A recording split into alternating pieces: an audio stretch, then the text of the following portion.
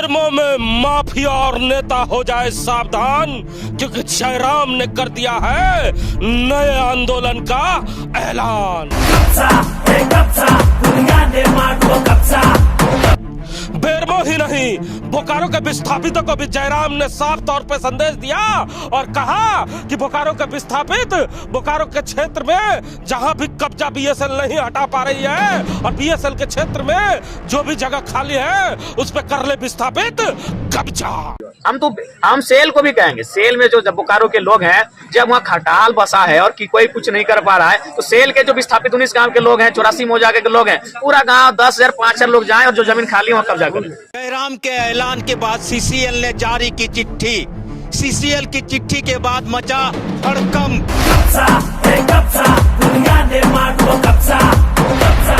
CCL के द्वारा चिट्ठी निकाले जाने के बाद नेता और माफियाओं में सीसीएल के बुलडोजर का इंतजार हो रहा है, तो वहीं सीसीएल अधिकारियों को जयराम महतो के अगले कदम का भय भी सता रहा है।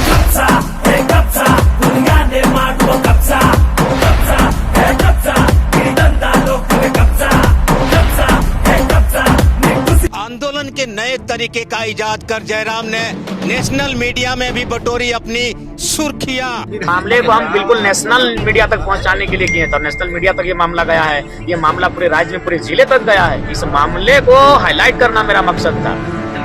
कभी कभी कुछ जीतने के लिए कुछ हारना पड़ता है, और हार कर जीतने वाले को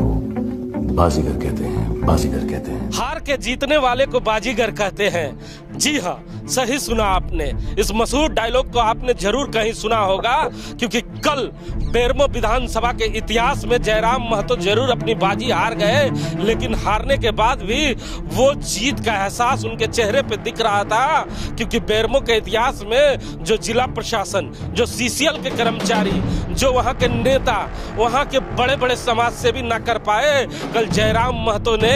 वो कर दिखा दिया है। क्योंकि नए साल में सीसीएल के लिए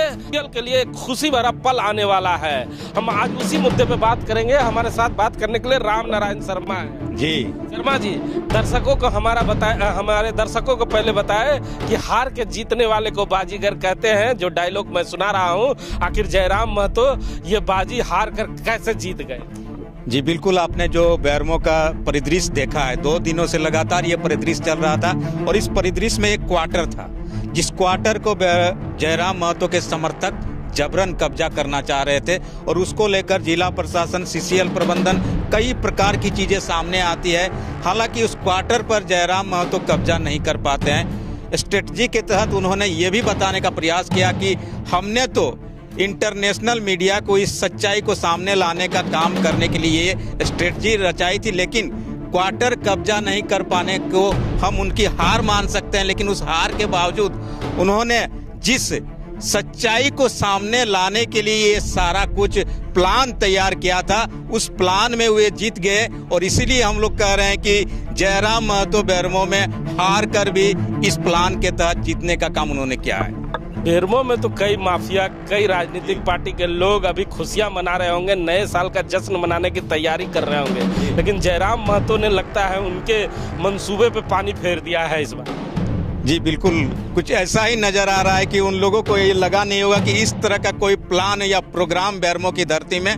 आने वाला है। लेकिन जयराम महतो ने जो करके दिखाया, और सीसीएल वर्षों से चाहता था कि इस तरह का कोई मुद्दा बहुत हाई प्रोफाइल मुद्दा बने कि उनके जो 5,000 से ज्यादा क्वार्टर अवैध कब्जे में है, उन क्वार्टरों को किस तरह खाली किया जाए। वे लगातार नोटिस जारी करते थे, लेकिन क्वार्टर खाली नहीं होते थे हिमांशु जी। लेकिन अब कल के बाद जो हाई प्रोफाइल मामला ये बना, उसके बाद सीसीएल के कर्मचारियों के लिए तो बड़ी राहत की बात होगी कि चलिए, हमारे मुद्दे को किसी जनप्रतिनिधि नहीं, जनप्रतिनिधियों के खिलाफ कहिए या जो कब्जा करने वाले लोग हैं उनके खिलाफ आगे कर दिया है। तो अब वैसे लोगों के लिए बड़ी सहमने वाली बात होगी, डरने वाली बात होगी, जिन्होंने बेरमो में और सीसीएल के क्वार्टरों में अवैध कब्जा कर रखा है। इसलिए नया साल लाइव के दौरान उनके समर्थक बार बार नेताओं का नाम भी ले रहे थे कि किन किन नेताओं ने साथ कमरा रख लिया है, किन्हीं ने साथ क्वार्टर रख लिया है, कोई विधायक का खास आदमी है, कोई सांसद का खास आदमी है, कोई मंत्री का खास आदमी है,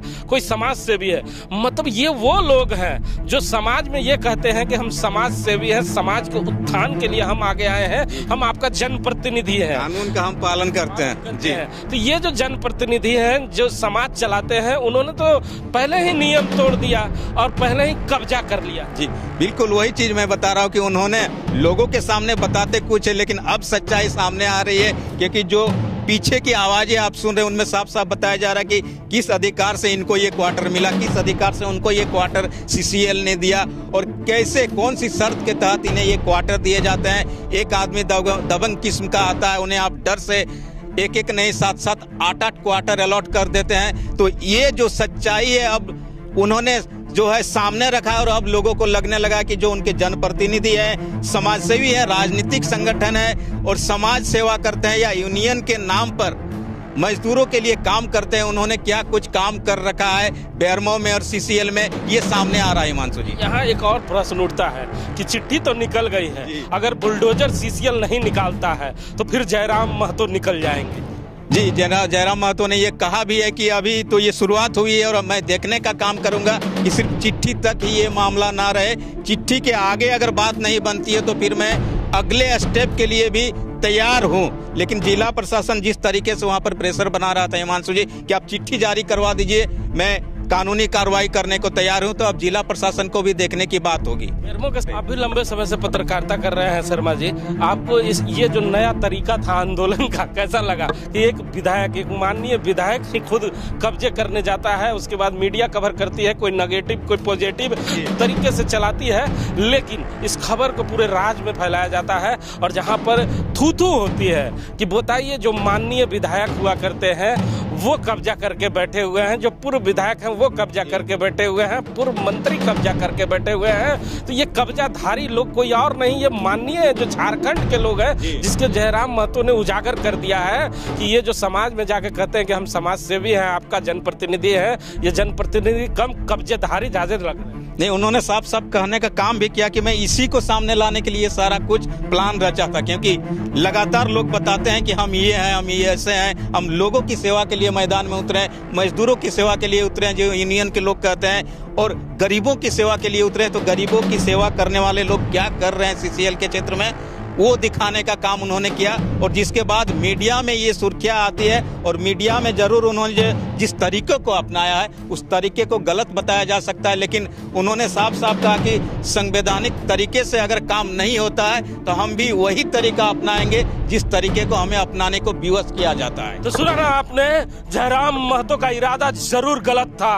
भाषा जरूर गलत था, लेकिन झारखंड की मीडिया जिस तरह से उसे कवरेज कर रही थी, उन मीडिया के लोगों को एक बार बेरमो, बोकारो और धनबाद में आकर देखना चाहिए कि किस तरह यहाँ पर राजनीतिक पार्टियों ने, यूनियन के नेताओं ने, जो मजदूरों के हितैषी बनते हैं, उन नेताओं ने किस तरह कब्जा कर रखा है, उनके लोगों ने किस तरह कब्जा कर रखा है। जो दिन रात मजदूर प्लांट में काम करता है, सीसीएल में काम करता है, बीसीसीएल में काम करता है, जब उसे क्वार्टर नहीं मिलता है तब सीसीएल हरकत में जरूर आती है, बीएसएल हरकत में जरूर आती है, लेकिन इन कब्जाधारियों के नाम सुनने के बाद उनका बुलडोजर और वो पीछे चले जाते हैं। इसलिए हम झारखंड के मीडिया से भी कहना चाहेंगे